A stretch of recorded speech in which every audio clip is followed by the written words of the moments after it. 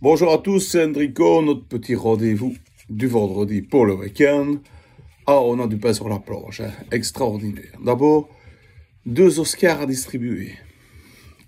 Premier Oscar, bien sûr, l'indépendance de la justice belge par rapport aux politiques, qui va avec le deuxième Oscar, l'Oscar du meilleur acteur, Alain Matteau. On pleure. Acquitté. Acquitté, comme si quelqu'un en doutait. Comme s'il y avait même le plus con des cons en Belgique qui pensait que ce mec allait être condamné. Enfin, on voit que la mafia socialiste a encore de beaux jours en Belgique. Comme disait Coluche, t'as l'avocat qui connaît la loi, et puis t'as celui qui connaît le juge. Alors, il paraît qu'il y a des problèmes de santé mentale en Belgique à cause du confinement, la bulle, le vaccin, le Covid, etc. Évidemment qu'il y a des problèmes de santé mentale déjà dans le gouvernement. Il y a bien des problèmes de santé mentale, mais c'est eux qui vont nous rendre fous. Il y a manif partout. Hein.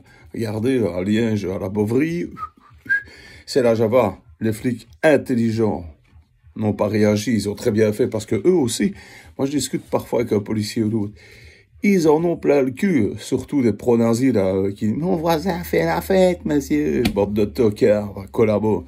Ça c'est dégueulasse. Mais les flics en ont ras le cul aussi. Tout le monde en a marre, c'est pas difficile. Les jeunes se plaignent, on leur pique leur jeunesse, et c'est vrai, mais enfin qu'ils se rassurent, la jeunesse, ça passe vite. Hein. Alors, le 1er mars, ils disent, je vais même qu'on... Ils disaient que le 1er mars, la beauté, les piercings, les tatouages, les massages, tout ça va réouvrir. Je vous dis tout de suite, ils ont interrompu le comité de concertation. J'ai regardé ici. Parce que c'était grave. En réalité, ils ont interrompu parce qu'ils avaient peur surtout de se faire souffler. Mais c'est tellement grave que on ne saurait pas. Ils vont reprendre en mars un comité, etc.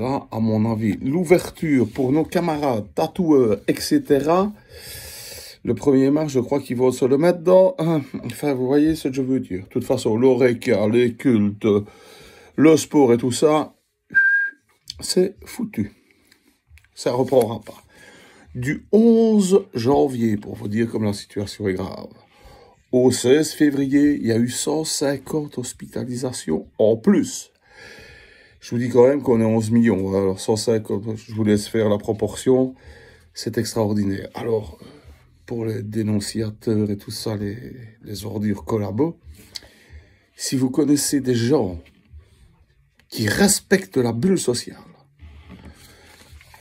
surtout dénoncez-les, parce que ça va devenir très rare et de plus en plus rare. Vaccin, toujours notre magnifique vaccin. À Bruxelles, ils ont fait une infrastructure OSL, quelque chose de monstrueux, pour vacciner jusqu'à 5000 personnes par jour. Vous imaginez? Bon, ils ne reçoivent que 1000 doses. Évidemment, c'est pas évident. Et les gens qui viennent se vacciner, ils sont 400. Donc, c'est encore moins bien. Mais enfin, 400, c'est déjà... Il y a des courageux quand même, hein, malgré la pub que RTL et la RTB fait pour la vaccination. S'il vous plaît, vaccinez-vous. D'ailleurs, depuis que la vaccination a commencé, on voit qu'il y a 24% de contaminés en plus et je lis 4% d'hospitalisation en plus. Donc le vaccin commence à faire ses effets. Pas suffisamment pour régler le problème des pensions, mais 24%, moi je trouve ça honnête. Surtout que maintenant arrive Johnson & Johnson, hein, parce que les 1000 doses c'est AstraZeneca, ils savent pas en donner plus pour le moment, mais Johnson & Johnson arrive. Moi, à leur place, c'est un conseil que je donne, moi, ils devraient faire la pub. Johnson & Johnson, tac, une dose de vaccin et vous recevez 2 paquets de cigarettes de la même marque. Ça peut aider certaines personnes dans les difficultés. Hein. Vous voyez, le vaccin montre son efficacité. Il y a une mutation qui vient d'Amérique maintenant, parce que c'était pas assez l'anglais, voilà, brésilien, bon, moyen, donnait pas, t'es pas malade, fort, quoi. Mais l'américain, c'est bien parce qu'on n'a pas d'immunité contre.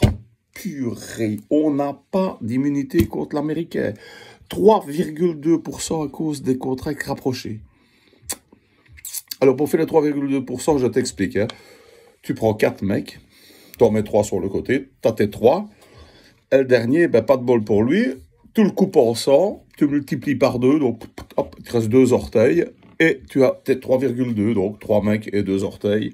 C'est quand même la merde. Hein. Alors, il n'y a pas eu de grippe cette année. Extraordinaire. Pas d'épidémie de grippe cette année. Juste le coronavirus. À mon avis, moi je sais ce qui s'est passé. Le coronavirus a eu peur la grippe a eu peur du vaccin. Ça doit être ça. Du certain. Alors, oh, malheureux. Nollet.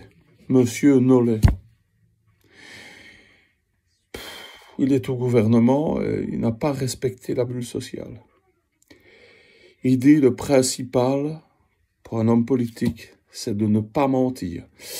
À mon avis, il a dû oublier les panneaux photovoltaïques, celui-là. Je ne sais pas si vous vous rappelez. Comme con, il était bien aussi. Enfin, il n'a pas menti, mais pourquoi? Tellement la journaliste, est-ce que vous avez... Il s'est dit, là, je suis en train de me faire mettre à sec. Si je dis, oui, j'ai respecté, l'autre, elle a la preuve que j'ai fait le gland. Tant pis, non, je n'ai pas respecté, je dois le dire, mais on va demander à ce que ça s'assouplisse. Mon œil, il n'y aura pas, il n'y aura rien. D'ailleurs, voyage, etc., les suppôts du nouvel ordre mondial, Macron, Merkel, Michel, ont dit, nein, ce sera seulement les voyages essentiels. Pourtant, 50% à Bruxelles, à l'aéroport, c'est foutu. On est en train de voler sur notre cul. Moi, je vous le dis.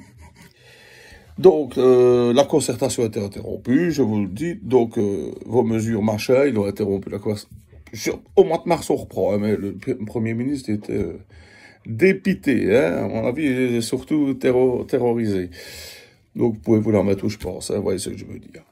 Comme d'habitude, nous allons terminer notre petite conversation du week-end par une petite blague, mais cette fois-ci, ce n'est pas une blague, c'est une devinette. Savez-vous la différence entre un homme politique et un pigeon? Réfléchissez, partagez-moi cette petite vidéo, ça me fait plaisir. Un petit pouce bleu, un commentaire, surtout partagez sur YouTube et sur Facebook. Hein? Vous voulez la réponse? Et vous la donnez. Mais il n'y en a pas de différence. Un homme politique ou un pigeon, c'est pareil. Quand il est par terre, il vous mange dans la main. Et dès qu'il s'envole, il vous chie dessus. Passez un bon week-end.